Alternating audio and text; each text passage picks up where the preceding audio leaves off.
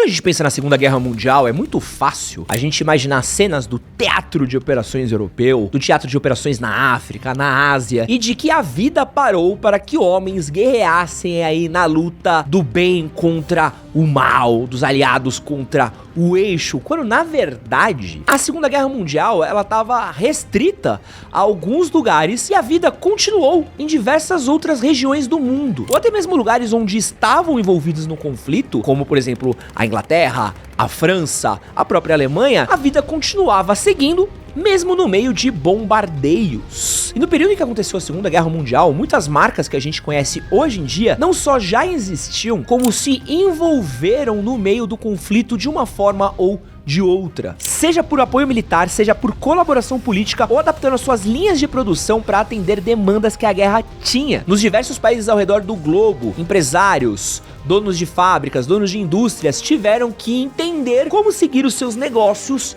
ao longo da continuidade da guerra. E isso acabou afetando também a indústria da moda, principalmente porque em diversos países a gente teve ou racionamento ou desvio de recursos que iam direto aí para as roupas, tanto masculinas como femininas. Em 16 de janeiro de 1942, um pouquinho depois do ataque de Pearl Harbor, o presidente Franklin D. Roosevelt, ele emitiu uma ordem executiva que criou o Conselho de Produção da Guerra, né? Esse Conselho de Produção de Guerra, ele foi incumbido para fazer um programa que fazia aquisição e produção de coisas voltadas para a guerra, né? Munição, uniformes, veículos. E o objetivo deles era adaptar a indústria americana para apoiar o esforço de guerra. Então a meta deles, no geral, não só era ver o que estava sendo produzido, como pegar o que eles precisavam para fazer com que o esforço militar tivesse os recursos necessários para entrar ali na Europa, para invasão ali da Europa e depois para invasão ali da Ásia também. E no meio desse caminho, isso acabou afetando o jeito como se faziam roupas, né? Então, por exemplo, a indústria feminina, ela foi muito afetada por conta disso. Então, diversos vestidos, eles tiveram que ser reduzidos a quantidade de tecido que era usado neles, comprimento de cintos, várias peças que eram de um tamanho tiveram que ter um visual menos elegante. Em alguns países, como por exemplo no Reino Unido, muitas mulheres começaram a usar roupas que eram consideradas masculinas, né? Então você vai ter o uso de calça, o uso de macacões, porque era mais fácil de ser produzido, usava menos tecido e era mais barato. Em alguns lugares, alguns tecidos começaram a se tornar raros, como era o caso da seda. 90% da seda que era usada nos Estados Unidos, ela vinha do Japão. E com o começo da Segunda Guerra, essa produção foi cortada. Logo, os americanos começaram a usar o nylon para fazer as meias femininas. Porém, quando começou a Segunda Guerra Mundial, os soldados americanos precisavam do nylon porque era com ele que se faziam os paraquedas, que se faziam diversos outros componentes das roupas que eles usavam. Por isso, começou a ter uma falta de recursos para fazer meias femininas. No visual masculino também, os ternos antes eram ternos de 3 peças, eram ternos com tecido sobrando. Eles tiveram que ser reduzidos a ternos de 2 peças, com muito menos pano sobrando, e tudo isso foi afetando a indústria da moda. Na Inglaterra, a coisa foi um pouco pior do que nos Estados Unidos, né? Porque na Inglaterra, eles tiveram um racionamento de roupas que funcionava com um sistema de pontos. Você tinha 24 pontos que você podia usar para comprar suas roupas, e cada peça de roupa tinha um valor. Então, pra você ter uma ideia, um casaco de lã, ele custava 18 pontos. Então, para você comprar ele, você ficaria apenas com outros 6 pontos que seriam usados para outras peças. Então, um sapato custava entre 7 pontos para um homem e 9 para uma mulher. Crianças que eram mais novas, elas ganhavam alguns pontos a mais, né? Porque elas precisariam de roupas para ir, porque elas vão crescendo, vão precisando de roupas maiores, né? Então, as famílias precisavam lidar com os pontos que elas tinham ali nos cupons de racionamento dela. Em ambos os países, tanto nos Estados Unidos como na Inglaterra também, foi incentivada uma cultura de remendo de roupas, né? De você pegar as suas roupas e você costurar, de você mexer com as roupas, de você adaptar e de você não desperdiçar. E muitas marcas que estavam fazendo produção para o público civil, eles acabaram tendo que parar a sua produção para ajudar o empenho aí militar durante a guerra, como é o caso da Burberry, né? A Burberry, ela já tinha feito uma parceria com o exército inglês durante a Primeira Guerra Mundial, quando ela inventou o famoso trench coat, né? Trench é de trincheira, então quando a gente ouve trench coat é um casaco de trincheira. Se tornou aí um item muito ligado ao exército inglês durante as guerras, né? E com isso, eles fizeram umas diversas roupas, diversas equipamentos de carregar munição, de carregar arma, tecidos resistentes à água e várias outras peças de roupas que aí eram usadas para serem adaptadas ao ambiente de guerra, que foram usadas pelo exército inglês na Segunda Guerra Mundial. Outra parada também que se tornou muito escassa durante a Segunda Guerra Mundial foi a produção de borracha, né? Que era usada para fazer os pneus dos veículos de guerra. Então eles não podiam desperdiçar nada. E além disso também teve um shortage de couro, né? Eles tiveram uma falta de couro, já que soldados também precisavam de couro para fazer jaqueta, para fazer botas, para fazer outros itens que eles usavam no dia a dia. Algumas marcas acabaram foram se adaptando para produzir itens para soldados, como foi o caso da Converse. A Converse, ela foi fazer calçados de treinamento para soldados, né? Eu descobri uma parada nessa pesquisa muito boa que eu deveria ter colocado no primeiro podcast de moda masculina, que o All Star, o Converse, ele era o calçado dos soldados norte-americanos. Eles usavam para treinar durante a Segunda Guerra Mundial e você encontra alguns no eBay para vender, que era um Converse de cano alto, preto. Era o tênis dos soldados norte-americanos de treinamento deles. O mais legal também é que o Chuck Taylor, que é o cara que dá o nome ao All Star, ele foi pra Segunda Guerra Mundial, né? Ele era um soldado, né? Ele era militar, e ele foi convocado pra Segunda Guerra Mundial como um treinador físico. E ele dava treinamento pros soldados, e ele inclusive chegou a organizar partidas de basquete durante a Segunda Guerra Mundial. Algumas outras marcas, como a Levi's, que é americana, produzia produtos pro público geral, mas ela teve que reduzir muito o material dela, né? Então ela teve que tirar rebite, teve que tirar uma série de metais que eles usavam, já que esses itens eles estavam mais escassos, estavam sendo usados para produzir bala, né? Pra dar pipoco no coco. E esses itens aí que eram essenciais acabaram saindo um pouco de algumas peças que eles produziam na época. Porém, a Levi's, ela acabou produzindo também material pros soldados norte-americanos, né? Elas produziam calça jeans e jaqueta jeans. E a Segunda Guerra também serviu de uma forma de divulgação muito grande pras Levi's e pro jeans fora dos Estados Unidos. Apesar de ter sido criado na França, o jeans, ele era um item muito restrito ao oeste norte-americano. E com a Segunda Guerra Mundial, com os soldados ganhando calças jeans e jaqueta jeans, diversos lugares do mundo começaram a ver pela primeira vez as peças jeans sendo usadas. Então, na Ásia, na Europa, diversos soldados chegavam de calça jeans, de jaquetas jeans. E isso fez não só com que aqueles soldados que usavam calça jeans acabassem usando aquilo, né? Então você tem os soldados do leste dos Estados Unidos, de outros lugares que não eram o Velho Oeste, que eram a Levi's, eu não sei se você sabe, mas era uma peça muito focada em minerador, né? Os mineradores usavam muito as calças jeans. Então, ela acabou servindo de popularização dentro dos Estados Unidos e também fora dos Estados Unidos, né? Então, acabou servindo como uma campanha de divulgação para a própria marca também estar no esforço de guerra. Não era todo mundo também que queria estar envolvido com a guerra, não, tá? Os Estados Unidos, eles tiveram uma parada que era o AFC, o American First Committee, que era um grupo que foi criado um pouquinho antes da entrada dos Estados Unidos na Segunda Guerra Mundial, que tinha mais de 800 mil membros, era formado por diversas pessoas famosas e célebres da época, que eles queriam que os Estados Unidos não entrassem na guerra. O esforço deles era tirar os Estados Unidos da guerra. Então você tinha lá o herdeiro da empresa Quaker, sabe o Quaker da comidinha? Um dos caras, ele estava envolvido nisso também. Tinha o Charles Lindbergh, que foi o cara que fez o primeiro voo de Nova York a Paris sem escalas. Ele era um dos grandes porta-vozes aí do American First Committee, mas a maior pessoa que estava nesse comitê, além de diversos outros empresários, industriários, trabalhadores, o principal nome que estava lá dentro era o Henry Ford. E o Henry Ford, ele tem um pouco de polêmica no nome dele, porque o Henry Ford, ele era antissemita, né? Ele tinha muito problema com o judeu, né? Claramente ele era antissemita e ele era um simpatizante do nazismo, né? O Henry Ford era tão problemático que não só o Hitler era fã dele, como ele também era um pouco fã do Hitler, né? Diz que Adolf Hitler tinha uma foto do Henry Ford na mesa dele. Ele era muito simpático ao nazismo, ele era considerado um dos maiores disseminadores de ideais nazistas fora da Alemanha, e ele chegou a ser condecorado pelo governo alemão antes da Segunda Guerra Mundial. Super dentro do tom. E coincidentemente, ele era o cara que não queria que os Estados Unidos entrassem na guerra, né? Coincidentemente. Depois foi descoberto que, mesmo antes do começo da guerra, o Henry Ford, ele ajudou a armar a Alemanha, né? Ele era um dos caras que ele fez diversos dos veículos que o exército alemão usou na Segunda Guerra, né? Pra você ter uma ideia, dos 350 mil caminhões que o exército alemão motorizado usava em 1942, um terço deles foi fabricado pelo Ford. Descobriram também que o Henry Ford também fazia veículos pra SS e pra polícia alemã, né? Tudo isso foram documentos encontrados, né, pelos Estados Unidos, que descobriram essa ligação do Henry Ford com o governo alemão. Mas o Henry Ford, como não era burro nem nada, ele trabalhou pros dois lados, ele ganhou dinheiro dos dois lados da guerra. Porque quando teve o ataque de Pearl Harbor e os Estados Unidos entrou para a guerra, ele começou a produzir veículos para o governo americano também. Teve uma certa pressão para que ele entrasse nesse esforço? Teve, mas ele acabou produzindo também. Então, ele acabou produzindo para os dois lados. E o AFC, ele acabou sendo dissolvido 4 dias depois do ataque de Pearl Harbor. Então, esse esforço para não entrar na guerra acabou não servindo de nada depois que o ataque de Pearl Harbor aconteceu. E na Alemanha, essa política de economia de guerra total também aconteceu. Diversas pequenas e médias empresas foram cooptadas pelo governo alemão para fabricar roupas, equipamentos e armamentos militares, né? Você tem empresa como a Hugo Boss, que trabalhou pro nazismo. Você tem a fábrica de sapato dos irmãos Dassler, que fabricava também peças de roupas e até mesmo mísseis antitanque. E outras marcas conhecidas, como a Volkswagen, que era um conceito de carro do povo, que foi usado pelo Adolf Hitler e depois adaptado pra guerra. BMW, Audi, que usavam prisioneiros em campos de concentração para fazer os motores de avião e armamento para os nazistas. A IBM também, ela tava criando uma série de mecanismos para rastrear aí judeus que tentavam fugir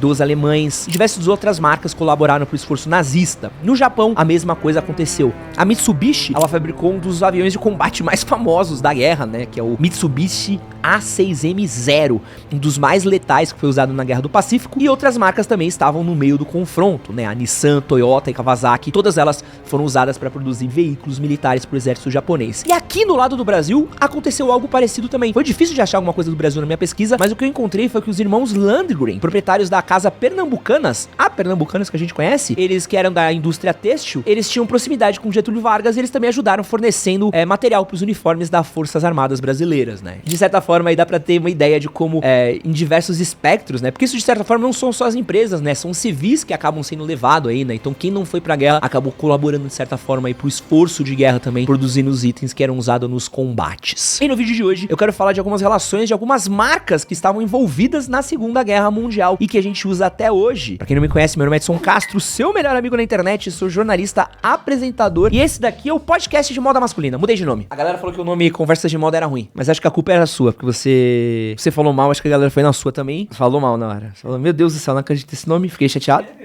Esse é um projeto novo que a gente tá começando aqui no canal de podcasts, contando histórias de diversas marcas, itens e produtos que você usa no seu dia a dia e você às vezes não sabe de onde veio. Esse podcast aqui ele tá sendo publicado no YouTube, a gente tá publicando os cortes dele também, mas também tá publicando ele em áudio no Spotify, como podcast, pra quem gosta de ouvir no dia a dia, pra quem quer ouvir no feed de áudio e tal. Às vezes o cara gosta de ouvir na academia, no carro, sei lá onde você gosta de ouvir. A gente vai deixar na descrição do vídeo, no primeiro comentário fixado, o link pro feed, né, pra você poder ouvir, onde a gente publica os outros podcasts que a gente solta também. Então a gente tem um feedzão ali com todas as nossas faixas de áudio. Você que está ouvindo no podcast, quero pedir pra você deixar a sua avaliação. Tem um botãozinho de 3 pontinhos que você clica e você avalia a gente. Pode avaliar com 5 estrelas, por favor. Deixa o seu comentário aí no Spotify também, que ajuda bastante a gente, né? Ajuda muito. Então não esquece de comentar, não esquece de avaliar. Você que tá vendo no YouTube, não precisa nem falar pra você, comenta aqui, né? Qual o próximo tema você quer ver aqui no nosso podcast de moda. Eu falei que a galera ficou empolgada quando eu falei que ia falar sobre Segunda Guerra e moda, então fico feliz de ter conseguido produzir isso daqui. Mas a gente tem vários outros assuntos que a gente quer falar. Mas quero que você conte também que outra história da moda você acha interessante de contar, que outro assunto você acha legal, que origem de produto você acha maneiro, conta pra mim, que eu quero saber, tá? E quero agradecer meus queridos patrocinadores da Hering, que patrocinam esse episódio. A Hering tá lançando aí a sua coleção de moda pro inverno 2025, trazendo uma proposta de moda descomplicada e versátil pro dia a dia. E o mais legal, como é a Hering, tem sempre aquele equilíbrio entre o que é conforto com o que é sofisticado, com roupas que funcionam muito bem e também tem uma pegada aí de alfaiataria urbana, com looks modernos que unem aí a praticidade e o estilo sem esforço, uma pegada workwear, uma pegada esportivo retrô, tudo que tá em alta e faz muito sentido pra usar hoje em dia. Todas as peças que eu estou usando aqui são lá da Hering e elas estão disponíveis do tamanho P ao XGG. A Hering é uma marca incrível pra você comprar suas roupas. Tem roupa pra tudo quanto é esse tipo de estilo, do mais casual até o mais arrumado. Você que tá querendo dar um tapa no seu guarda-roupa, você que quer ir pro dia a dia aí com mais estilo, mais elegância, mais versatilidade, a Hering é o lugar pra você comprar as roupas, pra você ir pro trabalho, pra você sair com uma pessoa que você gosta, pra você dar um rolê no final de semana. Você encontra de tudo pela Hering, o melhor lugar pra você fazer as suas compras de moda na atualidade. E usando o cupom Edson15, você tem 15% de desconto nas suas compras na Hering, tanto no aplicativo como no site também. Dá uma olhada no link na descrição do vídeo, no primeiro comentário fixado, e aproveita. Os uniformes da SS, do nazismo, são talvez um dos uniformes de guerra mais famosos da história. São tão famosos que eles são referenciados em filmes e obras até hoje, como é o caso de Star Wars, que tem claras referências aí a SS, e filmes como Tropas Estelares e diversas outras obras da cultura pop fazem referência aí aos uniformes pretos icônicos da SS. Porém, muitas pessoas atribuem a Hugo Boss o design dessas roupas e até mesmo chamam ele de ser o alfaiate de Hitler. Mas será que isso é verdade? O Hugo Boss, ele era filho de 2 trabalhadores da indústria têxtil e ele nasceu numa cidade que chama Metzingen, que fica no sul da Alemanha. E ele cresceu no meio da tecelagem. Aos 18 anos ele entrou pro exército e ele trabalhou em diversas fábricas de roupas pela Alemanha. Os pais dele trabalhavam com roupas íntimas e aos 23 anos de idade ele assumiu o negócio dos pais e começou a carreira dele trabalhando com roupas. Ele foi pra guerra, pra Primeira Guerra Mundial em 1914 e quando ele voltou da guerra, ele abriu o próprio negócio dele.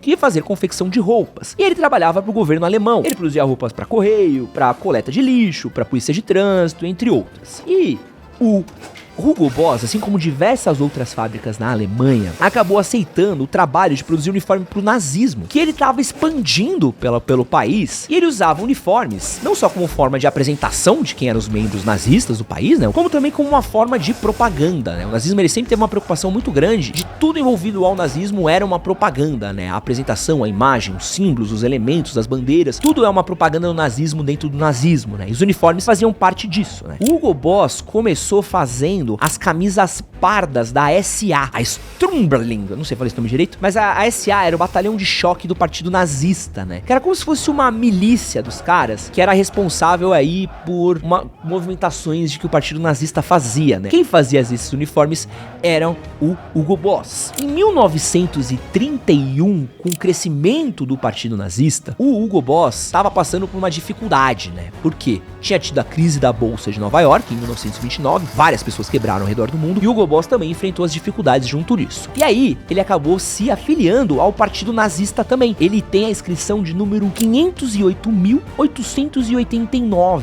E com a ajuda dos nazistas, os negócios dele voltaram a crescer, porque ele encontrou uma oportunidade de criar uniformes para uma nova divisão que estava crescendo dentro do nazismo, a SS, que era o grupo especial de proteção de Adolf Hitler e de outros líderes nazistas, e que acabou se tornando aí uma das linhas mais ferrenhas do nazismo, né? Quem cuidava da SS na época era o Himmler, né? E os primeiros uniformes da SS eram aqueles uniformes pardos, né? Que era igualzinho da SA. Diz a história que o Himmler, quando eles tentaram fazer o putsch na Alemanha, ele acabou fugindo, foi pra um galpão e ele acabou encontrando diversos uniformes pardos, né? Que eles eram usados na África, se eu não me engano, que ele acabou aproveitando esses uniformes, essas camisas pardas que estavam lá paradas, e acabaram usando elas como parte do uniforme das tropas deles, né? Porém, como eles tinham essa preocupação muito grande de design, de apresentação, de elementos, ele começou a colocar cor preta nos uniformes, ele começou a tentar trazer um pouco mais de estética pra fazer isso. E quem foi que ele chamou pra fazer essa estética? Não foi o Hugo Boss, que nem muitas pessoas pensam. Na verdade, quem foi que criou o uniforme da SS foi um mano chamado Karl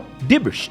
Tudo nome alemão, velho. O Karl Dieberich, ele foi um projetista da área de cerâmica, e ele foi o cara responsável por fazer várias indumentárias da SS. Então, ele fez várias insígnias das patentes de forças, e ele fez vários dos desenhos do uniforme. Quem ajudou ele também foi um mano chamado Walter Heck, que era um cara que ele era desenhista e designer, que foi o cara que criou as runas da SS. Então, esses dois juntos foram os responsáveis por fazer boa parte do que a gente entende como a apresentação da SS, né? Os uniformes pretos, e o que eu acho mais maluco, que muita gente não lembra, é que tem um uniforme branco, né? Que era uma versão de verão, que é muito bizarro, assim. Parece só um palette swap de jogo de videogame, quando a skin... você precisa fazer uma skin de qualquer jeito, você só troca a cor. E também o sobretudo preto de couro completo também, que é muito cara de vilão, né? Em nenhum momento acho que eles queriam ter cara de bonzinho, né? E aí, a partir de 1932, a SS abandonou os uniformes marrons e foi de vez pra esse design preto aí, e branco, no verão, que eles criaram. Em 1934, a SS e a Gestapo, eles deram quase como se fosse um golpe dentro da Alemanha, né, pra aumentar o poder de Hitler, e eles acabaram expurgando uma série de membros da SA, e acabaram crescendo o poder de Hitler dentro da Alemanha. E com esse crescimento de Hitler dentro da Alemanha, a SS precisava crescer. Então ela precisava ter mais membros, mais soldados, e com isso precisavam produzir mais uniformes. E foi com essa que o Hugo Boss acabou se dando bem. O Hugo Boss foi uma das fábricas que fabricava roupas pra SS, né? Então o Hugo Boss nunca foi uma fábrica muito grande durante a Segunda Guerra Mundial, né? Mas eles cresceram por causa da Segunda Guerra Mundial. Então, antes dos nazistas, o Hugo Boss tinha 30 funcionários. Depois dos nazistas, o Hugo Boss chegou a ter 300 funcionários. Porém, desses 300 funcionários do Hugo Boss, 140 deles eram costureiras polonesas que foram trazidas para fazer trabalho forçado, e eles ainda tinham 40 prisioneiros de guerra franceses. Todos esses que em determinado momento foram colocados num campo de concentração, né, que teve ali perto da fábrica do Hugo Boss, em condições completamente precarizadas. Mas a real é que diversos donos de fábricas têxteis da Alemanha entraram no mesmo esforço que o Hugo Boss teve, né? Então não é como se eles tivessem muito uma escolha, porém o Hugo Boss, ele era sim simpatizante do nazismo, né? Não é como se ele, meu Deus, não gosto, não quero. Não, ele se aproveitou, ele ganhou dinheiro, ele fez parte do esforço, mas isso era uma coisa que aconteceu com diversas fábricas da Alemanha, das pequenas até as médias. Quando a fábrica foi capturada pelos aliados na Segunda Guerra Mundial, Hugo Boss acabou sendo julgado como colaborador, ele apelou e ele acabou sendo marcado apenas como seguidor do regime, né? Porém, como o julgamento e toda a perseguição aos nazistas ali na Alemanha foi muito puxado, ele teve que abrir mão do comando da sua empresa pro seu filho e pro seu genro. E pouco tempo depois do fim da Segunda Guerra Mundial, ele acabou morrendo, né? Ele morreu em 1948 por causa de um abscesso dentário. Pouco tempo depois, a Hugo Boss reabriu a sua fábrica, né? Voltou a fazer uniformes, só que dessa vez pro exército francês. E a partir de 1950, eles começaram a produzir ternos de alta costura e acabou se tornando a marca que a gente conhece hoje. Então a Hugo Boss, ela não criou os uniformes, mas ela participou sim da produção de uniformes para nazistas. E o Hugo Boss, ele era sim um cara entusiasta do nazismo, né? Porém, a própria Hugo Boss, com o passar do tempo, ela ficou muito incomodada com essa fama que a Boss tinha, e eles fizeram um esforço que eles contrataram um pesquisador que soltou um livro falando sobre a relação do Hugo Boss com os nazistas, né? Eles contrataram um mano que chama Rommel Kester, e ele explicou exatamente como era a dinâmica das fábricas do Hugo Boss, qual que era a relação do Hugo Boss com o nazismo, como foi feito tudo isso, explicou que o Hugo Boss não era o alfaiate de Hitler, como muita gente dizia, não, o alfaiate de Hitler era outra pessoa, e também deixou claro que várias outras fábricas também faziam no mesmo esforço que a Hugo Boss fazia, apesar de sim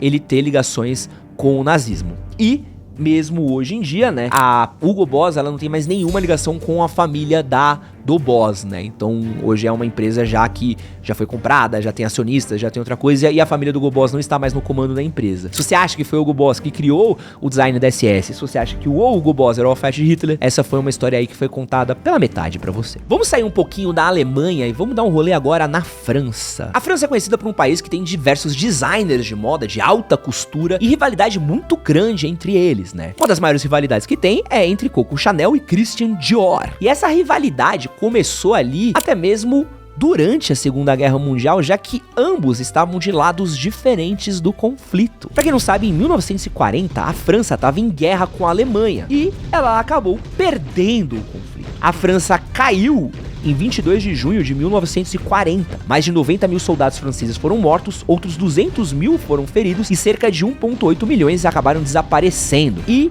os alemães ocuparam Paris. Porém, como Hitler tinha uma quedinha por Paris, tinha uma quedinha por Napoleão, Paris, ela não foi destruída, né? Paris, ela foi ocupada e teve uma preocupação, isso é muito maluco, de se manter um lifestyle dentro de Paris, mesmo durante a ocupação nazista. Tanto que teve uma série de torneios de tênis que aconteciam em Paris mesmo durante a guerra, né? A própria Lacoste, ela existia durante a Segunda Guerra Mundial, ela realmente acontecia, ela estava produzindo itens, produzindo coisas durante a Segunda Guerra Mundial, torneios estavam acontecendo, lifestyle estava acontecendo, pintores, artistas, a vida acontecia, porém, agora numa França ocupada por generais alemães. E durante a ocupação de Paris, a Coco Chanel buscou refúgio no Hotel Ritz, e lá ela conheceu o barão Hans von Dinklesch, com quem ela teve um caso. E esse caso, ele é documentado por um jornalista e ex-diplomata que chama Hal Vaughan, num livro chamado Sleeping with Enemy, Coco Chanel's Secret War, onde tem uma série de evidências que mostram que a Coco Chanel, ela era uma agente da inteligência nazista. Acontece que o Dinklesch, ele era um mestre de espionagem nazista, né? Ele é um cara responsável por isso, por fazer espionagem, por ter uma rede de espiões não só em Paris, como no Mediterrâneo, que reportava diretamente para Adolf Hitler. E diversos documentos mostravam que a Coco Chanel, ela estava envolvida numa conspiração para fazer com que o primeiro-ministro britânico, Winston Churchill, com quem ela tinha uma amizade, considerasse um tratado de paz mediado pela SS. Teve uma operação que chamava Model Hut, que é o chapéu modelo, que é um esquema no qual ela foi mandada para a Espanha, que a Espanha era neutra na guerra, onde esperava que ela fosse levar uma mensagem para o Winston Churchill, onde eles iam fazer uma negociação pelo fim da guerra, ignorando o Adolf Hitler. E eles iam usar a Coco Chanel nisso. Tá, então a Coco Chanel era uma espiã deles, né? Além disso, a Coco Chanel aproveitou a relação que ela tinha com esse alemão pra soltar o sobrinho dela, que fazia parte do exército francês, que tava preso num campo de prisioneiros alemão, e também, como ela era uma antissemita, ela odiava judeu, né?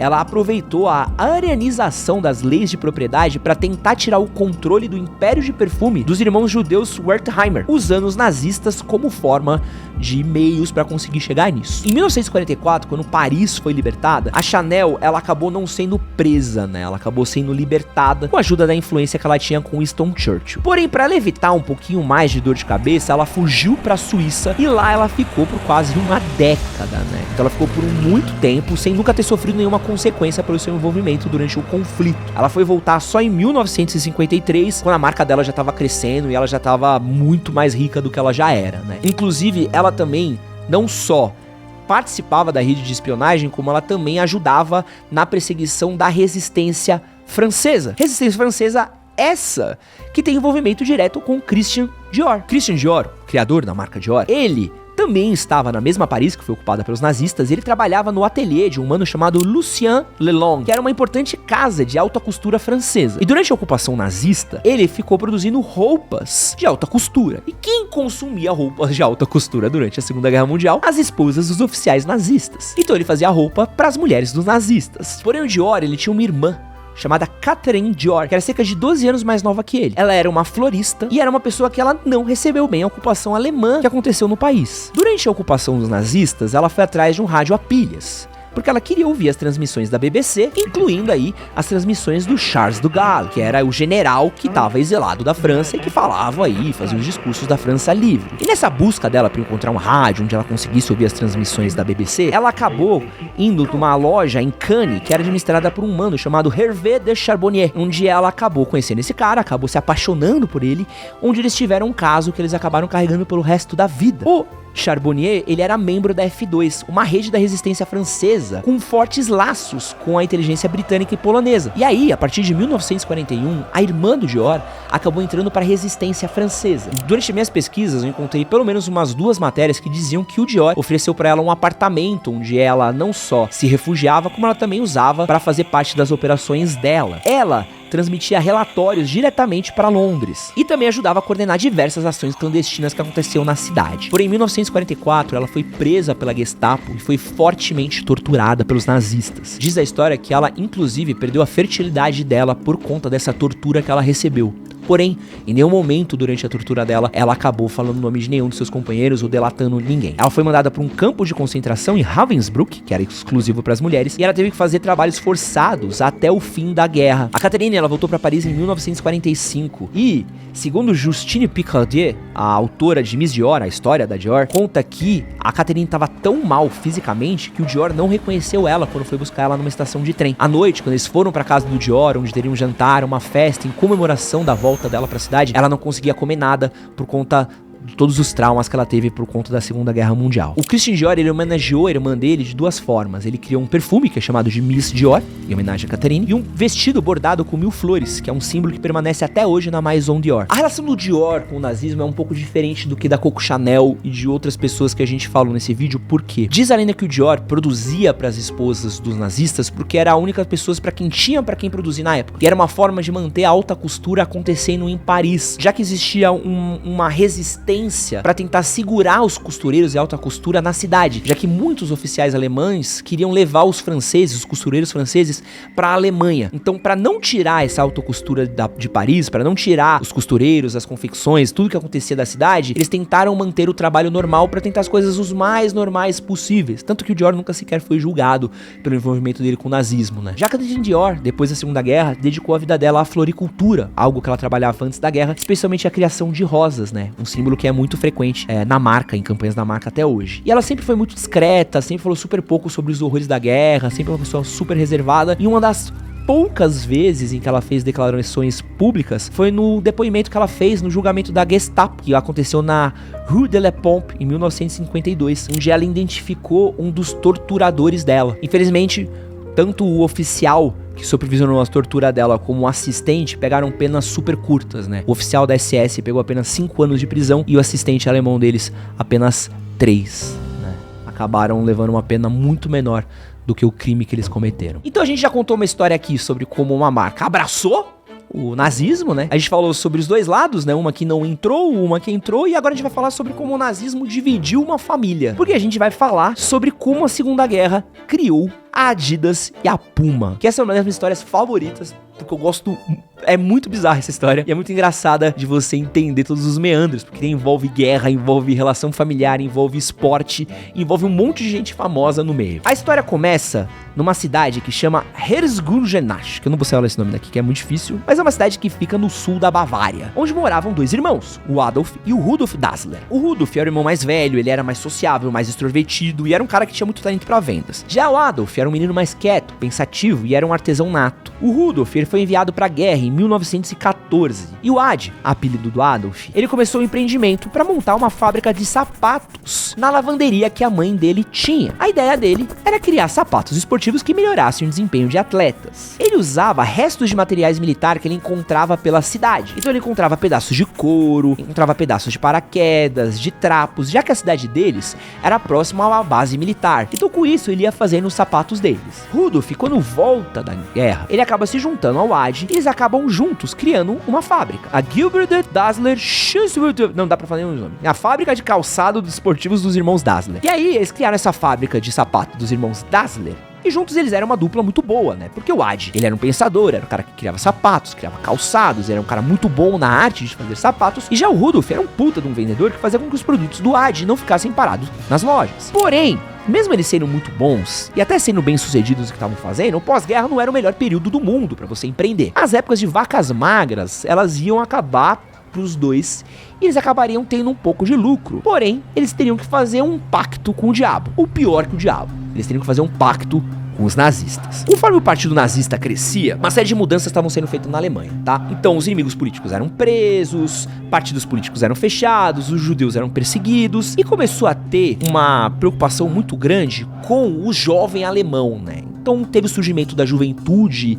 nazista e isso se tornou um pilar essencial da estratégia do nazismo, né? O Adolf Hitler, ele escreve no Mein Kampf que o corpo impecável de um jovem alemão saudável poderia ser transformado em um bom soldado em apenas 2 anos. Então para eles, jovens que praticassem esportes, fossem disciplinados, tivessem aí uma rotina física boa, seria a garantia deles terem uma boa força militar. Então eles precisavam que existisse um esforço no esporte muito grande. E nisso, conforme ele vai ascendendo, várias outras empresas começam a ter que entrar no jogo do nazismo na Alemanha. Em 1933, os irmãos Dassler, eles se juntaram a um partido nazista e começaram a fornecer calçados para a juventude nazista. Nas pesquisas que eu fiz, é muito difícil de você entender o quanto que os Dassler eram ferrenhos apoiadores do nazismo, né? Então não se sabe se eles estavam mais ligados pelo negócio, se eles estavam mais ligados pela conveniência, pela ideologia. O que eu encontrei muito de todos os depoimentos, de todos os podcasts, de todas as histórias que eu li, era que o Ad, ele era muito mais focado na produção dos calçados e o Rudolf, ele já era um pouco mais caloroso com os ideais nazistas, né? Ele já era um cara mais ligado com os outros lados do nazismo que não apenas fazer negócios, né? Porém, de qualquer maneira, os dois ainda estavam muito obstinados a fazer o negócio deles dar certo. E os tênis deles acabaram chamando muita atenção do